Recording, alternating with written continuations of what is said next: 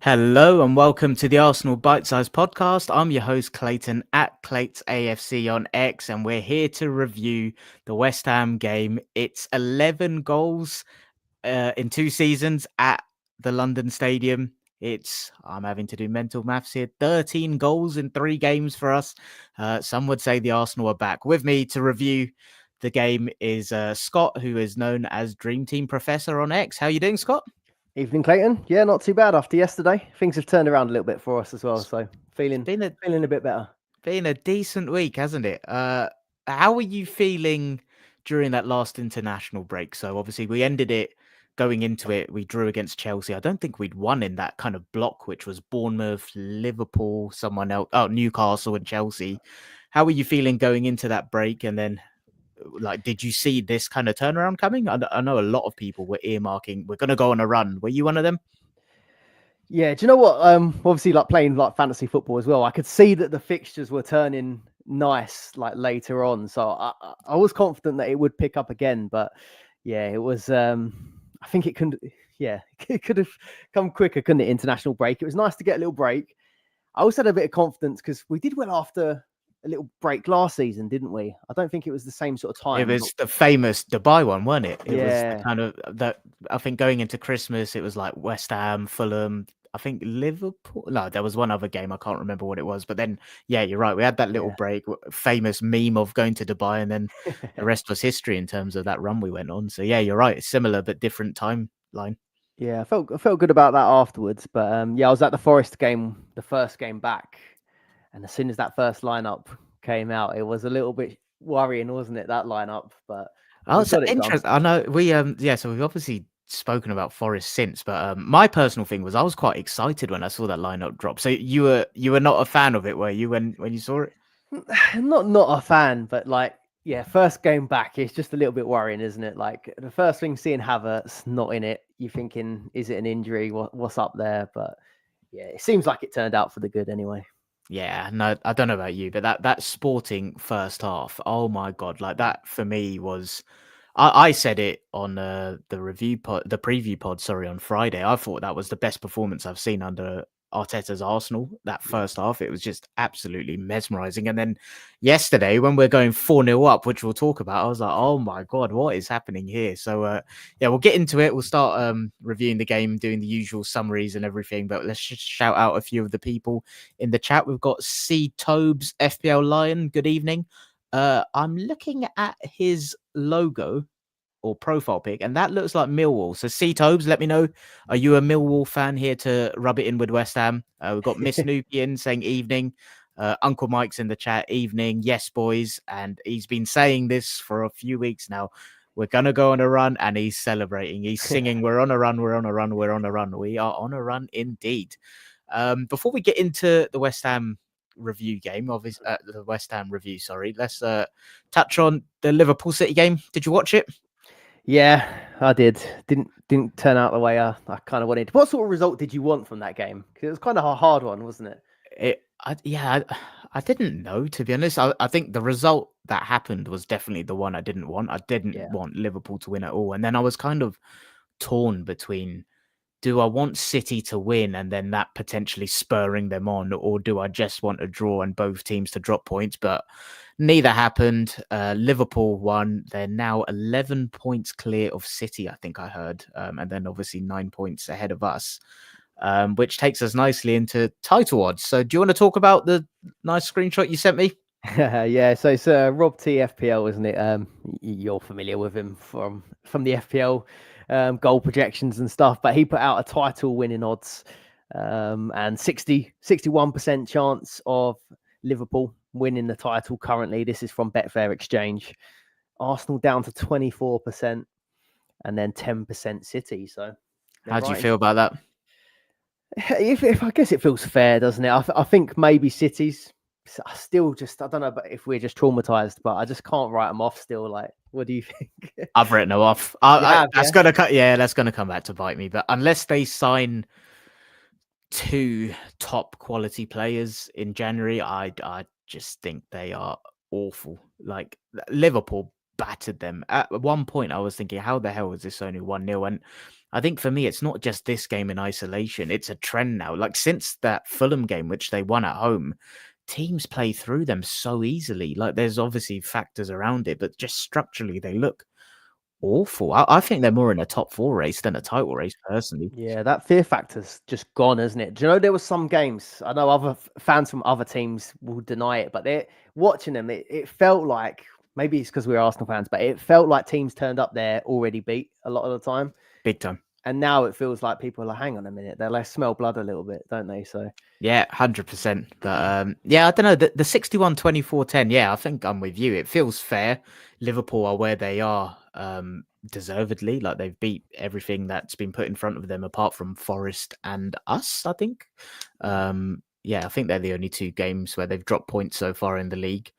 And yeah, they're there on merit. I think it's one of these though, where now there's games every few days, right? Like any dropped points for Liverpool, like the title odds are just going to swing. So I'm almost trying to not think about the title race and just get to January and just focus on ourselves and like put that run together, just win every game we can. It's annoying that Partey, Marino potentially have injuries, which we'll talk about in a bit, but I just want a fit squad because I think we've shown this week what we can do when we have a fit squad. Like, in my opinion, like if everyone's fit, no red cards, I think we're comfortably the best team in the league. I think there's a combination of mitigating circumstances that have happened, which has made the gap so big. But I'll get called deluded and biased if I say that. So let's just pretend I didn't say that. But I don't know. How do you feel? Do you feel that if everyone's fit, we're the best team in this league, or do you think Liverpool are up there deservedly at the minute? I do think Liverpool probably deservedly have been the best team so far this season. Yeah, there's no point debating those red cards and what might have been earlier in the season because it's gone. But yeah, I don't think we can knock Liverpool at the moment. But yeah, definitely second place. I think we're up there. Yeah, that's the thing. Like, I don't want to come across as sour grapes because I do agree Liverpool are deservedly there. I think it's more frustration on what we've kind of had to go through so far. Because I think if we didn't have those circumstances, then we would be top. But it's that whole, if my grandmother had wheels, she would have been a bike. So exactly. We'll leave it there and go into the game. So lineup dropped, and yeah, there was 2 changes to midweek. So Trossard and Jorginho came in for Partey and Martinelli. And you obviously touched on how you felt when you saw the Forest lineup. How did you feel when you saw this one? Yeah, I was surprised, but I didn't feel bad about it. I didn't feel the same way as I felt for the Forest one. So yeah, I was a bit more disappointed than anything that Marino and Partey were missing, or more disappointed that it turns out that it was through injury, I think. But yeah, Rice and Jorginho perfectly fine to come in for them, aren't they? I've been well impressed with Jorginho since he's just come back into the team. Yeah, I said the same in a group chat I'm in yesterday during the game. It's his ability to just not play at all, then just come in, do 90 minutes and look like he's never been away. I don't know, there's a lot of players that need that level of consistency, and they need, I don't know, or they just can't come back in and compete at the same level or produce a 90 minutes. I don't know how he's able to do that, especially considering his age, and he's probably physically on the decline, but he shows no signs of it. I honestly, he's a bit of an enigma to me. I don't know how he does it, but I just don't think he relies on it. Like, he doesn't rely on his mobility or anything like that. It's more his like footballing brain, isn't it? And brain, isn't it? Him and Ødegaard, I think what we've seen them coming in is like the leadership part as well that we missed a little bit while they were both missing. So yeah, I was all right about that. It was the Trossard Martinelli one that at first threw me, but yeah, I have a theory maybe. Go on, tell us what's the theory, because I don't think I have, and I'm a bit confused. So go for it. Well, the reason we've been like, I've been discussing it probably more than normal is because the fantasy football thing again. Like, people, Martinelli seemed pretty much nailed, I thought, for that left wing sort of position. Are you talking like in the summer or in the last week or so? Or? I think across the last few games, I think Martinelli just started to play a little bit better, hadn't he? And I think Trossard, he was playing in that Ødegaard position, switching with Havertz a lot, wasn't he? And I didn't think he was getting the best out of him. But yeah, a few people have been asking me, why is he not playing, kind of thing, like non-Arsenal supporters. And it was watching the West Ham game that I thought, actually, if Martinelli was playing, I don't think he could run Wan-Bissaka. Like he will want to try and take him on time and time again, and I don't think he'd get the better of Wan-Bissaka. And then I looked back, and it was Aina from Forest, and he's also like really good in the one-on-ones, isn't he? Really like quite pacey. And I thought that's probably not the ideal battle. And then I wondered whether we sort of went for Trossard in the more like technical side of things. And I think it kind of showed. Like he never tried to take Wan-Bissaka on all game. We'll come on to the goals as well, but yeah, he was just doing things that Wan-Bissaka probably isn't that comfortable with. So I wonder if that was tactical. I don't know. Yeah, that's interesting. So with that theory in mind, I'm trying to think. I've not actually watched United under Amorim, but we've got them midweek. Who's been playing right wing back for them? Would that be Amad Diallo? Okay, fair enough. So that's a winger playing as a wing back. So probably the wrong team to ask that question about. But yeah, I do. That's an interesting theory because immediately my mind comes to Martinelli always plays against City, right? And it's Kyle Walker that's typically there, and I'd say he's probably the same as like a Wan-Bissaka or like in the physicality. But like what you said there makes sense. I can't really argue it, to be honest. So, do you think that's a position that will see consistent rotation in then? Well, it could also just be it could quite easily just be they want one fresh for one game, one fresh for another, and Trossard now isn't going to take any minutes in that Ødegaard spot, or Havertz isn't going to take any minutes in the Ødegaard spot. So it could quite easily be nonsense, and they could just be being kept fresh. But yeah, that's kind of how I saw it a little bit, maybe. Yeah, no, no, very, very interesting. I think it's always good to get different perspectives on things, and that's something that I hadn't really thought about. And now you said it, I'm like, that makes quite a lot of sense. So yeah, one to keep an eye on. In terms of other team news, so Calafiori, Gabriel both went off.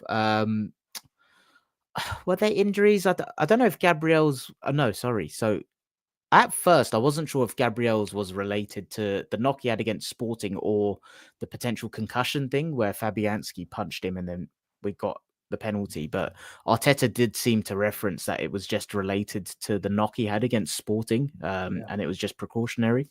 On Calafiori, I've not seen any quotes. I don't know if you've seen anything on that. I've not seen a quote. All I saw was the Calafiori pointing to his groin area. Yeah, that's all I've seen. Yeah, no, I was skimming on Twitter earlier, and I'm sure I saw something about Arteta basically paraphrasing, saying that he's kind of returning from an injury, just managing load. So I personally, I'm not concerned about those two. One player I'm concerned about is Timber. Like, not in terms of his performance levels, just more on his load.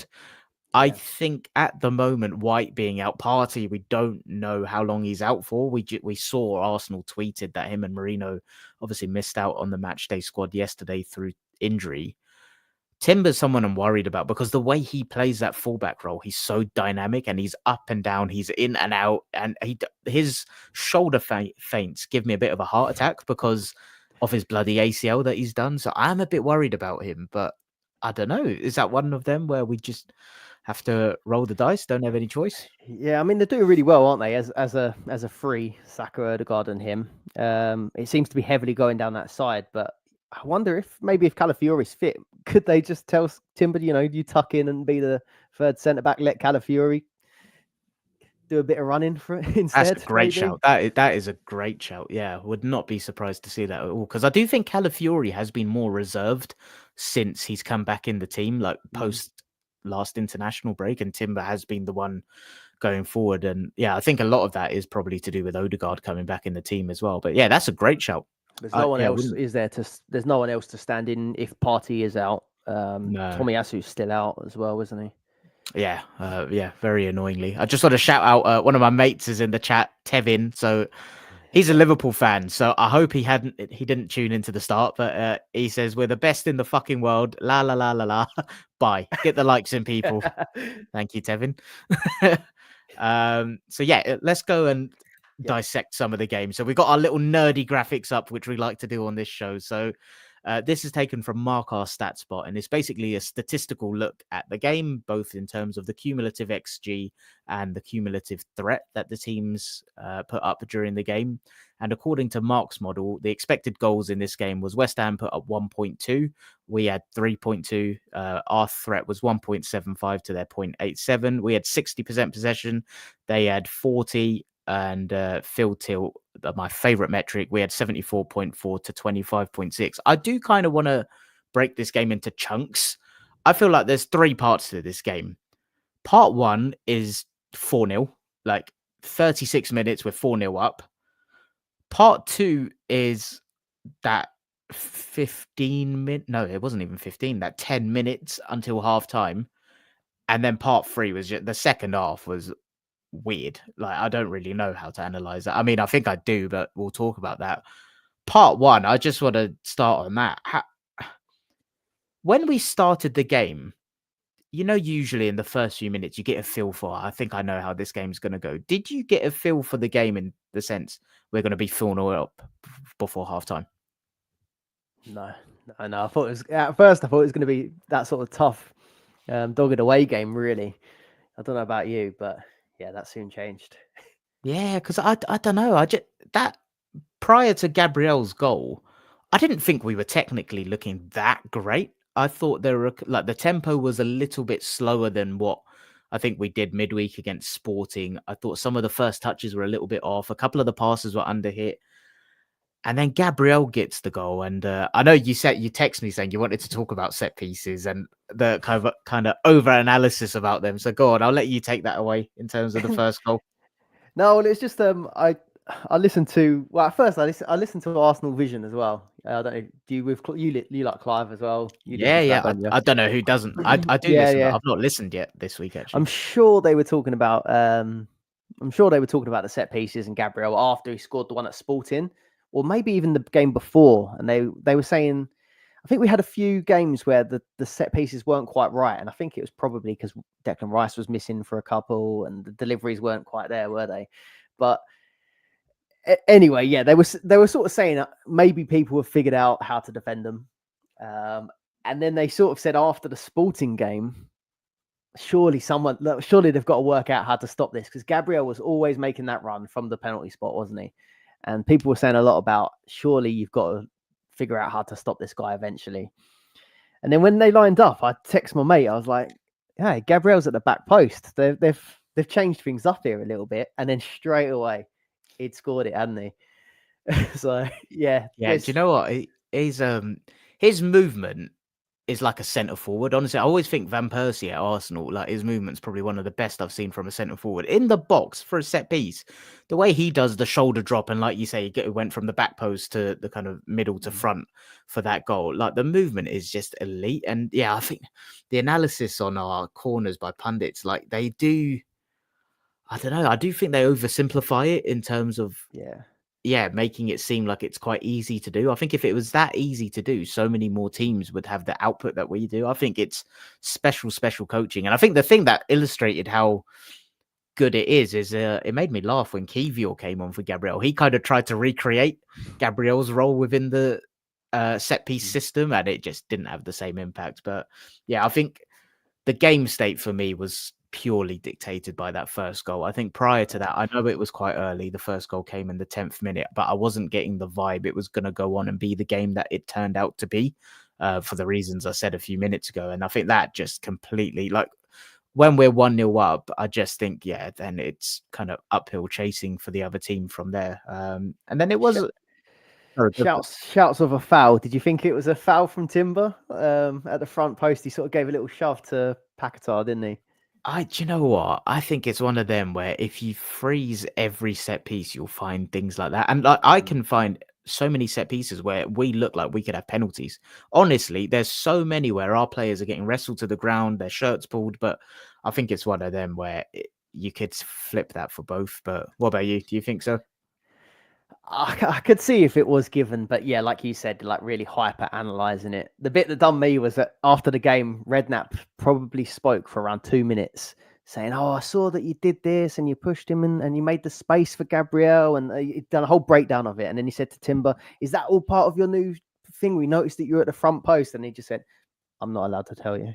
Yeah, I saw that, and Arteta's done similar before, right? Where So good. there was one reporter, I forgot who it was, but she was trying to get Arteta to admit that there's a bit of tactical fouling going on, and she was very smart with the line of questioning, and he was literally like, "I prefer not to speak." So yeah, they just don't answer anything. But yeah, 1-0.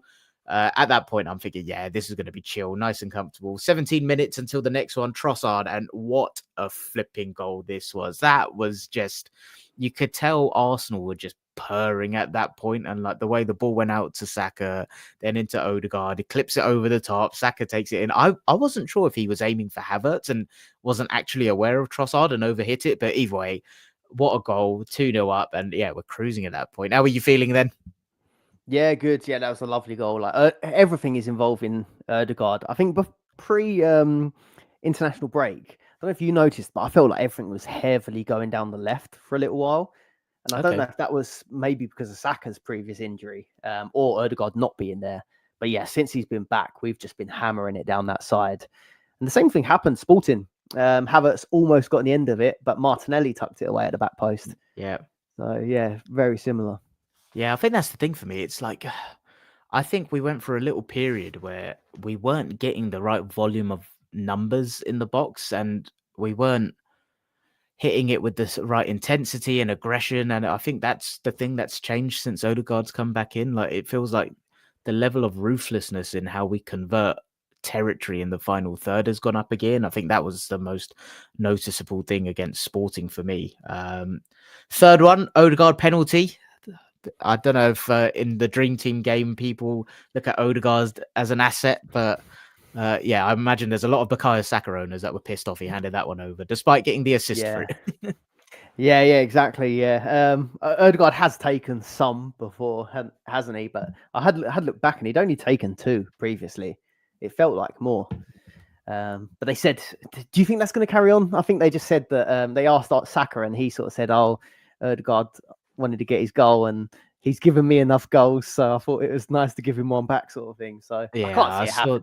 Can you see it happening much? Nah, I think there'll be 1 or 2 times when that happens, but I think Saka's fine for it. Did you think that was a pen? I'm not gonna lie, I do think that one was like did he beat Emerson, didn't he? And then was it Paquetá brought yeah. him down? Yeah, I did think. Yeah, That was maybe I'm confusing it with another one actually, but yeah, I don't know. I think it was one of them where when I was watching it live, I was like, "Oh, has he dived there?" And then no, I saw the replay. I was like, "No, it was great." But that dribble was just outstanding. Like for me, Yeah. I don't know. Like we obviously said, we watched the Liverpool City game earlier. Like the way Saka was put in the conversation with your Palmers and your Fodens and stuff. For me, he is the consistency he produces is just on a different level. And like, I don't want to kind of go and exaggerate the difference in quality because like Foden and Palmer are obviously very good players, but I think like you're seeing it this year. Ironically, Palmer scored today, but you are seeing it this year where teams are starting to double up on Palmer a bit more, and he's struggling. And I think Saka's had to deal with this for years, and I think his level has gone up another level as well. To be honest, I think I just find it mind blowing how he's just a kid that's been plucked from the academy, and the output he produces is at the level that it is. I did think like Odegaard coming back has made such a difference though, because he was getting doubled up on, and he didn't have anyone to sort of like help him out when it was Havertz. Like Havertz does a role, but it's not the same. And you could see in the West Ham game, every time they tried to double up on Saka, Odegaard had loads of space, like to put the ball over that little chip.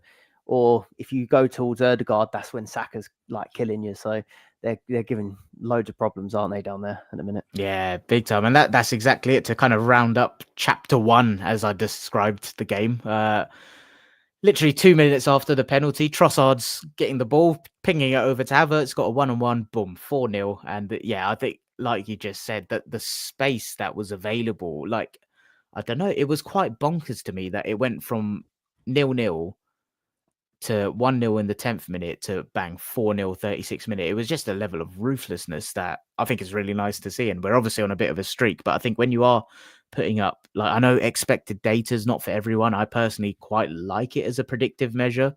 And when you're putting up expected goals of 3 in a game, I can't remember what it was against Sporting, but I'm guessing it was. I always think if you're consistently putting up more than 2, you're going to score goals. I think that for me is just a general good rule of thumb. So yeah, 4-0, 36 minute. I am chilling. I don't know. How are you feeling in that moment? Like, what were you thinking it was going to be another 6-0? Yeah, it felt job done, didn't it? I know someone that was at the game, and they sent me video footage of the West Ham fans having a punch up in the crowd. People were leaving. Oh, is and it? Yeah, you felt like that's done. But I think the players maybe thought that as well and took their eye off it a little bit, didn't they? Yeah, well, yeah, that takes us on to chapter 2. So, yeah, you could nicely hear the stadiums are empty everywhere we go coming out again. You could hear the who put the ball in the West Ham net again. That was nice to hear that again. But yeah, I think you're right. The players did take their eye off the ball, and I mean, specifically for that first goal, the Wan-Bissaka one. What a pass from Soler, but Trossard and Calafiori just absolute ball watching. I don't know if I'm being harsh, but that goal felt like quite poor defending to me. But do you think it was a case of the players just being a bit complacent? Yeah, I think so. Yeah, I do think Trossard was to blame for it. It's kind of strange though. The fourth goal for us and that goal, I'd say Martinelli doesn't pick out Havertz for that goal, Agree. but Martinelli probably tracks the run for Agree. Yeah, yes, that's the difference between the two players a little bit, I think.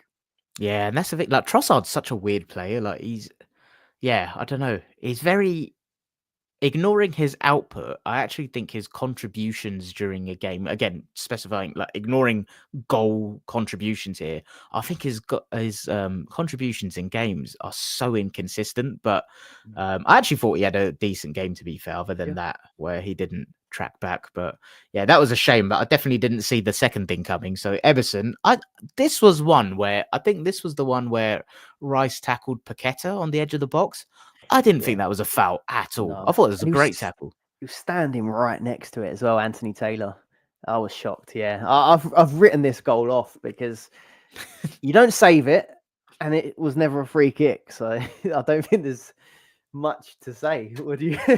No, What yeah, do I you think? agree. Not much you can really read into that other than just have to compliment Emerson and just Yeah, great goal. say like fair play. And that's Arteta kind of said that in his post-match interview as well, saying like it was just a case of efficiency from West Ham more than anything. And I think that's the best way to summarize it. Like that pass from Soler into Wan-Bissaka, good finish.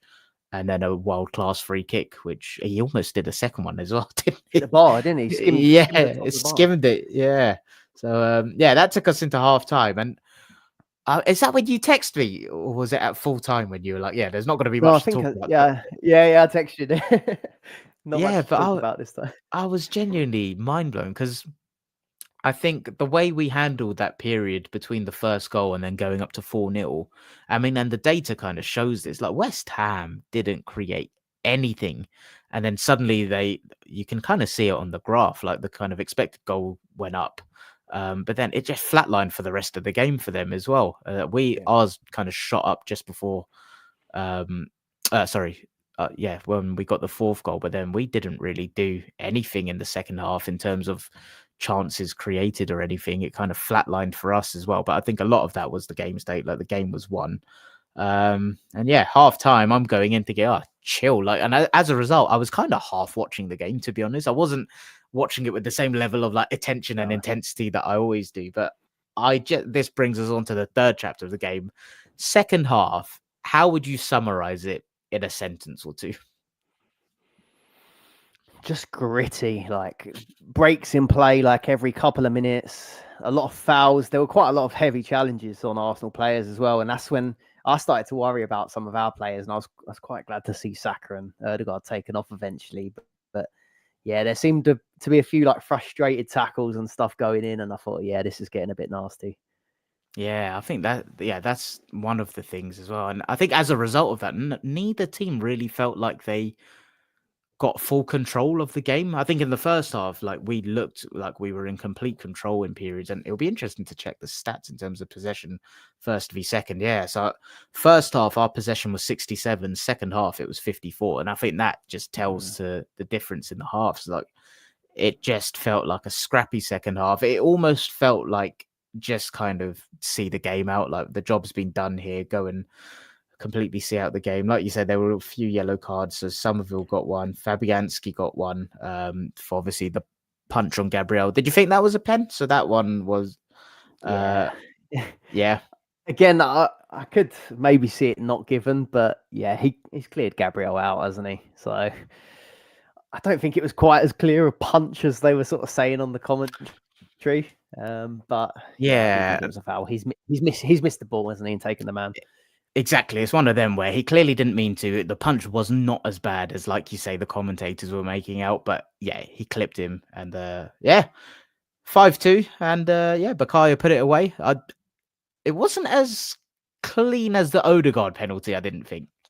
No, I'd been after that Sporting pen. That was a really good pen from Saka, and I was saying to someone, I'm starting to feel a bit more like I feel like for quite a while, a lot of Saka's penalties were a bit worrying. I don't know if it's in the back of your mind from the whole like England thing, but I don't think any of his pens were ever that convincing. But the Sporting one was really good, and then this one he got a hand to it, didn't he? But they are getting better. I do think they're getting better. No, I agree. That Sporting penalty was just like, I think. I mean, I'm going to get booed out of my own podcast here, but I think Harry Kane's probably the best penalty taker I've seen in terms of the way he just whips the ball cleanly into the corners. And the way Saka hit it midweek against Sporting, it was kind of like that level in terms of how clean he hit it, powerful, right into the corner. But then, followed up with that one yesterday. But he got the goal. What did he finish up on in fantasy in the end? He got like 2 assists and a goal, I think. He obviously 18, had a monster. 18 points, I think it was. Yeah. On FPL, yeah. Yeah. How did he get on in Dream Team for all of you? Do you know what? He had a really good one for us. I had my armband on him, but there's a silly like chip that you can play where it goes once a season, it goes to the highest scoring player. He got like 40 points in Dream Team because you get points for like shot on target, nice, big chances created. So yeah, he smashed it. Fair play. No, I bottled it. I captained Palmer. So but obviously when it's Arsenal, I'm just like, I don't care. As long as we're winning, job done. And then I think that second half, like, I don't know, it doesn't feel like there's many specific things to talk about. I think the squad rotation was good. Obviously, Kivior came on part enforced for Gabriel. Zinchenko he did. Nice to see him get some minutes. I think, some minutes, I'm understating that. I think it was really good to see him basically get a half because he came on for a few minutes against Sporting, didn't he? But there's not going to be many Premier League games, I think, where he's able to get substantial minutes. It will probably just be a case of like Palace Carabao Cup. So hopefully Gabriel's okay. And Kivior got his half in there. I think it's nice to see Zinchenko coming on and getting some minutes at the minute, trying to build him up again. I think he's someone that will be quite useful in specific game states, especially where we lose control. I think he's just someone that's quite nice to have, where we can just put his studs on the ball, play with Jorginho, like just play 1 or 2 extra passes than the others do to get that volume up and get full control. How did you think he got on when he came on? I thought he was all right. He done the same for at Forest, did he? I thought he took control of the game there. I do think people give him a hard time because he hasn't been the best recently, but no, I thought he controlled the game well when he came on. What did you think of like Sterling and Jesus? Because I think all 3 of them are in the same category at the moment of everyone is just waiting for them to do the wrong thing. I know what you mean. Like there definitely is an element of. I think Sterling is one where he's just going to divide fans because of where he's come from. So some like there's a guy in front of me at the Emirates in the row in front of me. He is very vocal about how he hates Sterling. Jesus is. I find it sad with Zinchenko and Jesus, I'll be honest, because I do think they came in and are 2 players that are a big reason why we are where we are, because they like going into that season, no one really thought we'd be title challengers, and they elevated us. Like we went from finishing 5th to 2nd, right? And I think they were 2 key components behind that. So it is quite sad. Yeah, big time. And I do think it's quite sad to see how they do it. Like Jesus, he looks completely lost, devoid of confidence. Like you can tell, and as a result, I think he's so desperate for a goal.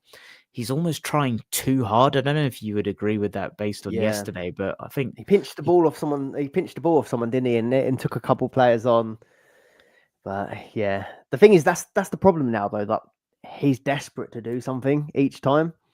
And I think with Sterling as well, I think Sterling done fine. There was a few times where he broke forward, put his foot on the ball, turned around and put it back, played it back. And I could tell people were going to get annoyed about that. And I thought, no, that's what you want. You don't want to let them back into the game. The game is won. As much as you want to see Sterling dribble past players and get a goal or an assist, like you just want to control the game. And I think Arteta will be 100%. happy with that rather than him trying to dribble past players and losing the ball, 100%. I think there's a time and a place to do it, right? And like you said, I think that game could have easily, well, that second half could have easily opened into a bit of an end-to-end, and I think that was just smart game management. It's the Jesus thing that it's bothering me because I think he's someone that should be contributing more, but at the same time, it's quite sad to see him the way he is at the minute, given that we've seen him at a different level before. And yeah, the irony there is like, I mean, he's just doing everything wrong, isn't he? Like, I know he's so desperate for that goal, but it's like almost if he just forgot that and just played his game, I think he'd contribute more to us in terms of potentially assists or creating something for someone else. And like you said, when he took the ball off, I think it was when Harry he took it off as well. It was almost like I kind of want the kid to have the ball there. But yeah, when he first came in for us, he was so good. Like that Leicester game, I remember stands out the most. Like he can do it. I think he's just got to stay fit, get the minutes off the bench for a little while, and then, yeah, I guess the FA Cup will come, won't it? The Carabao Cup will come as well.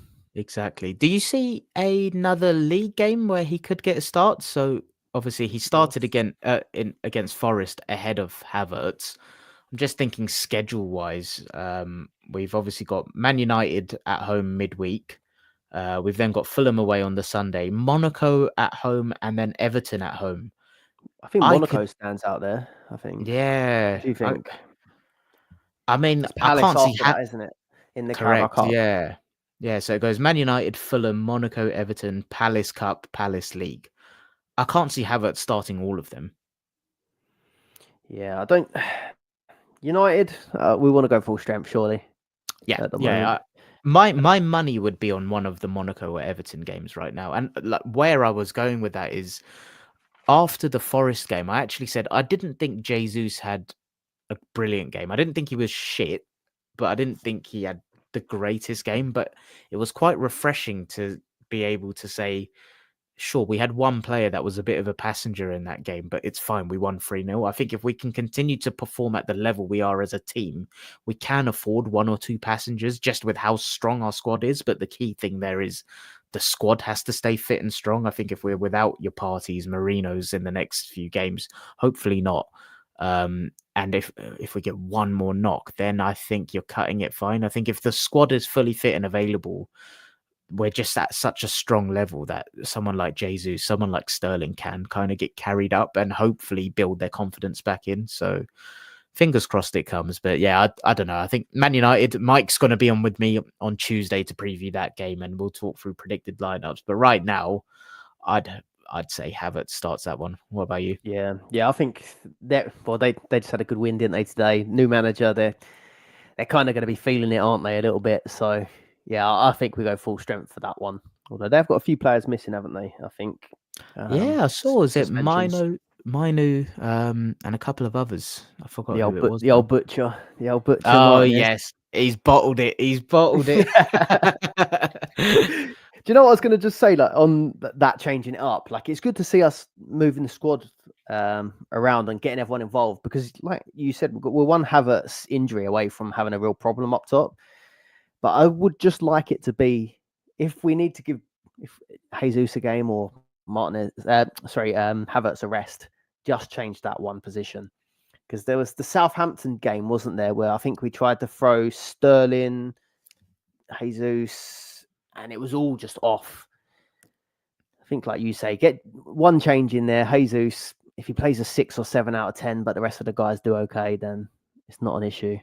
Yeah, you're right. I just went to have a look at that. So yeah, the Southampton game, it was Jorginho in there, Sterling, Jesus, and Havertz was playing in that kind of Odegaard role. But I don't know. This is the irony, right? Like he literally did the same against Forest, And it worked. and it worked. It's like sometimes football's just weird like that. I mean, that Southampton game, I don't know. I'll be lying if I can say I remember it clearly, but I don't think we were awful as much as the general narrative was. But again, it was so long. Like it was literally the 5th of October. But yeah, I think yeah, the final thing I want to mention is just Waneri. Nice to see him getting some more minutes again. Like I know it was only a few minutes, but yeah, good to see him coming off the bench, and yeah, hopefully we'll get to see a bit more of him in the upcoming period. I think again, similar to Sterling Jesus, if we're in a position where we're winning, I think it's really nice and healthy that it looks like Arteta's more willing to take off Odegaard and Saka earlier than he has done previously. I think before they're always like 85 to 95 minutes, aren't they? Yeah. So hopefully we'll get to see a bit more from Waneri in the upcoming games. Yeah, I think they're doing the right thing with him, don't you? Yeah, I feel very chilled with how they're managing him. I know I know Rico Lewis is a completely different player, like, and it's a different scenario. But like, do you know how he came in for the first few games? And it was like, wow, this guy is on another planet. He's brilliant. And then they're giving him 90 minutes every week, and then things are not going well. And now all of a sudden, the Rico Lewis sentiment is like, oh, he's not doing very well, is he? Like that could easily happen if we had played Nwaneri through that period where we wasn't doing so well. The whole the whole feeling around him changes, doesn't it? I think. Yeah, big time. I think I think he's been managed perfectly. Am I gonna lie and say I wasn't one of those that wanted to see him more without Odegaard? No, I'm not gonna You lie. wanted him. But yeah, but like You wanted him I in. think this is why I'm sat on here on a fucking Sunday night doing this, and Arteta's where he is, right? Yeah, I think he's been managed really well. And yeah, just what a talent we've got. Speaking of talents, Max Dowman, I think, made history today for the under-21s, but becoming like the youngest player to perform in to come on in that division or something like that. So he's another one to keep an eye on. Hopefully we get to see some of him. Well, not in the first team, but in that kind of Premier League 2, I think it's called. So yeah, doing well on the Hale End front. A couple comments before we look to wrap this up and talk about anything else we've got or missed. Uncle Mike thought Zinni did well when he came on. He said Arteta's getting the rotation spot on, and we've got Remy in saying, I could see Saka looked even more dangerous versus Forest, so I captained him against West Ham. Well done, Remy. Yeah, I wish I did that. I completely bottled it, to be honest. But yeah, is there anything from this game that you feel like we've missed or you want to chat about before we wrap this up? No, I think that's just about it, to be fair. No, that's everything. Yeah, I think that was, yeah, it's weird. Like 5-2, a lot happened, but I feel like it could just be summarized like quite quickly in 3 sections. Like I said, it was, in my opinion, the section when we went 4-0 up, the section in between, how we managed it, where it was a little bit ropey, and then the second half, which was meh. But I think that was just because of the game being won. I think it was all in all a fantastic section in that first half. Got a little bit of complacency in there before a second half that was wrapped up. Nicely done. I think energy conserved in that second half, got key players off. More importantly, got minutes into the legs of the likes of Jesus, Sterling, and on to Man United on Wednesday, where, like I said, Uncle Mike will be back with me on Tuesday. Not sure what time, but we're going to preview the game together. Uncle Mike is proper Arsenal. He's one of the old boys, but he lives in Manchester, so he always brings a bit of spice with him when he joins. So if you are listening and you enjoyed this and you're not subscribed around here, consider subscribing to the channel. If you're listening on podcast, please give it a 5-star review. And as we always say, if you've got any Gooner mates, send it to them. Let us know what you think, or maybe don't send this one to any West Ham mates of yours. But yeah, join us on Tuesday for the Man United preview. Hit the bell so you know when we go live, because I don't actually know what time it will be. Before we do get out of here, please can you let the listeners know about your Dream Team pod? Yeah, so yeah, I'm on YouTube, Dream Team Professor. It's just another fantasy football game. I still play all the other ones, FPL, Telegraphed a lot. But yeah, I'll play this one because it's got the Champions League and Europa League all involved. So yeah, at Dream Team Professor on YouTube or at Dream Team Prof on Twitter, often tweeting about Arsenal as well. So could chat to you on there. Nice one. Have you made the migration to Blue Sky yet? I did, yeah, I did switch over. How's that going? I've not done it myself. Yeah, that's a whole nother story in it, talking about Twitter. But I've got no issues. Twitter's not a bad experience for me, but yeah, I can see people's concerns. But yeah, I made sure to go over there to get my handle. So if you want to speak to us on there, you can. But Twitter's just fine for me as well. Nice one. Yeah, go check him out and yeah, check out the podcast. Dream Team definitely sounds like a fun game. I think when it involves all the formats and it's kind of, yeah, in this period as well, it must be quite fun. Yeah, so go check it out. Scott, pleasure as always. Thanks for joining. And we'll just leave it with Miss Noopy. Thanks, chaps. Appreciate you joining. Up the Arsenal, everyone. We'll be back on Tuesday. On to Man United. Up the Arsenal. Cheers. See you later.